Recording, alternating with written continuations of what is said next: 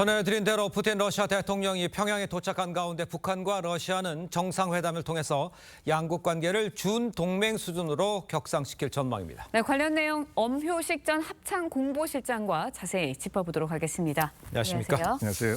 자, 먼저 푸틴 대통령이 평양 도착에 앞서서 김 위원장과 체결할 이 포괄적 전략 동반자 협정 이 초안을 승인을 했습니다. 그러니까 이제 양국 관계가 어느 정도로 수준으로 격상이 되는지 이게 이제 관심인데 아까 한성원 기자 리포트에도 나왔습니다만 옛 소련 시절 안보 경제 협력 수준이다 이렇게까지 격상됩니까?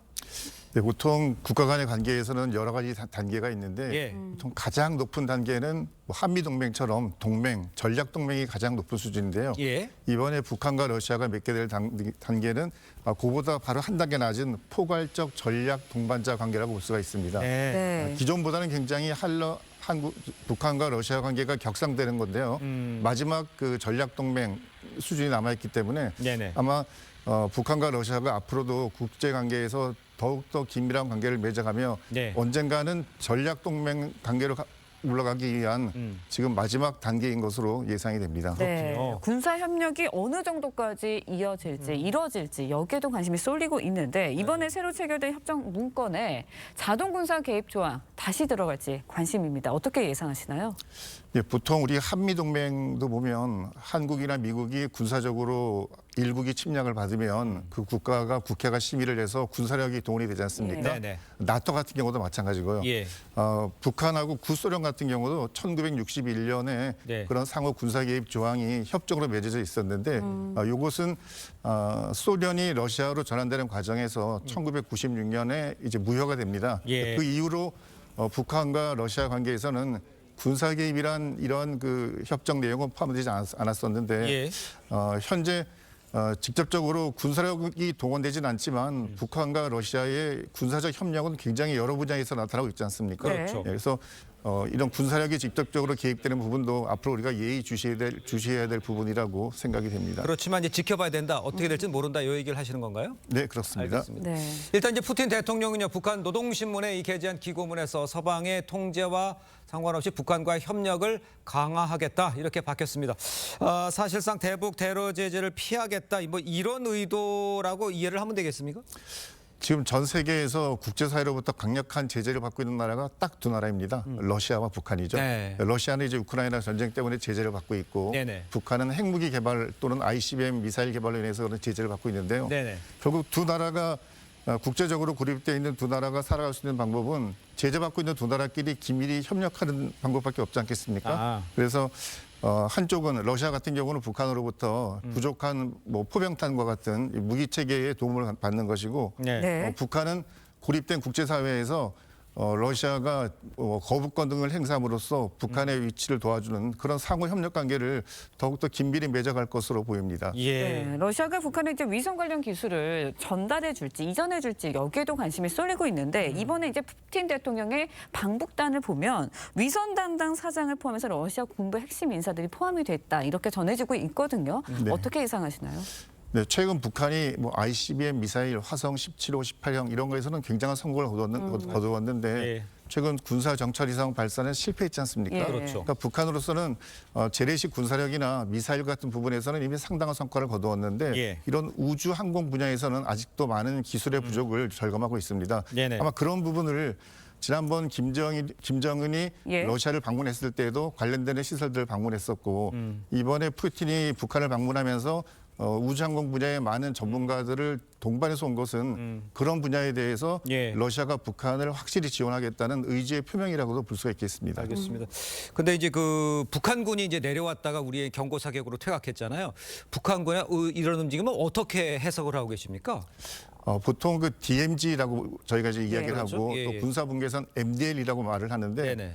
일반인들은 MDL에 어떤 철책이나 시멘트 구조물이 있는 것으로 보통 인식을 하는데요. 예. 실제 이제 MDL 지역은 어떤 그런 표식은 전혀 있지가 않고 그냥 보통은 이제 100m 정도 간격마다 이게 말뚝만 박혀 있는 상태입니다. 그러다 보니까 여름에 숲풀이 우거지게 되면 그런 말뚝도 보이지 않고 네. 구체적인 표식물이 없다 보니 이번처럼 북한이 그 안에서 어떤 뭐 군사적 활동이건 또는 영농 활동이건 하다 보면 네. 의도치 않게 MDL 선을 넘는 경우가 있습니다.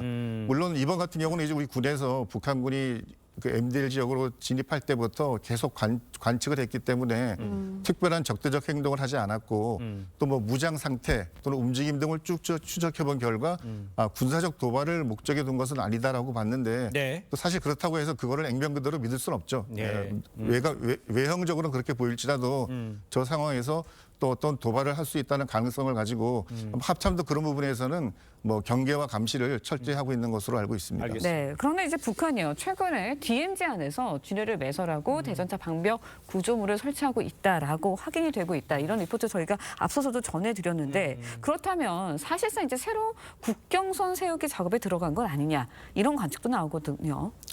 네, 뭐 그런 부분에 대한 여러 가지 의견도 있는데요. 네. 우리 이제 군 당국에서 분석하기에는 국경선 수준까지 보기에는 좀 여러 가지로 아직도 좀 부족한 요인이 있다고 보고 예. 지금 단계에서는 지난해 연말에 김정은이 남북 관계를 이제 적대적인 관계로 이제 고착화시키겠다고 공식적으로 발표했지 않습니까? 아마 그런 발표에 따라서 군사적으로는 남북 간의 대결하는 이런 모습을 더욱더 강하게 밀고 나가는 것이고 예. 정치적으로는 남한과의 군사적 긴장 관계를 더 고조시킴으로써 내부 체제 결속, 김정은 중심의 북한 정치 체제가 더욱 공고화될 수 있도록 하는 것이 그들의 의도라고 일단 생각이 됩니다. 그렇다면 그 얘기는 지금 지뢰 매설을 하면서도 부상자가 계속 나오는데도 계속하고 있다.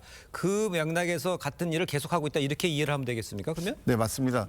이 지뢰라는 것은 사람이 통과하지 못하도록 하는 그렇죠. 그런 장애물이지 않습니까? 맞아요. 예. 그러니까 보통 뭐 탈북하는 군인들이나 또는 탈북하는 주민들이 그 지역을 지나지 못하도록 하는 것이고 예. 또 이 지뢰 매설 작업을 하면서 북한군들이 다수 예. 사상 뭐 부상을 당하기도 했는데 작업을 그대로 진행하는 것을 보면 보통 우리가 생각하는 것처럼 북한의 인권이라든가 또는 안전에 대한 생각은 전혀 없구나. 병사들에 대해서 귀하게 생각하는 그런 바가 전혀 없는 국가구나라는 것을 다시 한번 확인할 수가 있겠습니다. 그 하나 여쭤보고 싶은 거는 이제 빅터 차 이제 한반도 전문가잖아요. 이분 같은 경우에는 이 푸틴 방문이 6.25 이후에 가장 그 최대 위협이다 이렇게 진단을 했어요. 이 상황은 어떻게 이 말은 맞는지 어떻게 평가를 하세요? 지금의 한반도 관계를 보면은 네. 물론 러시아 입장에서 북한이 여러 가지 군사적으로 지원하는 탄약이나 무기류들이 예. 우크라이나 전쟁에서 기묘하게 쓰이고 있지 않습니까? 네네. 반대로 북한 입장에서는 김정은 체제가 들어온 지 10년 이상이 됐는데 이제는 김정은 체제가 보다 더 안전성을 보여주고 주민들에게도 이제 김정은이 북한의 국가 지도자로서 이상 없는 능력 있는 지도자라는 것을 보여줘야 될 시점이라고 봅니다. 네. 그런 측면에서 러시아가 과거에는 북한이 중국과 러시아를 약간 이렇게 교대로 하면서 관계를 강화해 왔었는데 예. 이제는 그 중국은 거의 북한의 후원자가 됐다라고 확신하는 것이고 아하. 그동안은 약간 다소 관계가 좀 소원했다. 중간적이었던 러시아가 확실히 북한을 후원함으로써 김정은 체제가 국제적인 지원도 확고히 받게 됐구나라는 것을 대내외에 알리는 계기라고 볼 수가 있겠습니다. 알겠습니다. 네. 자, 오늘 말씀 여기까지 듣겠습니다. 고맙습니다. 고맙습니다.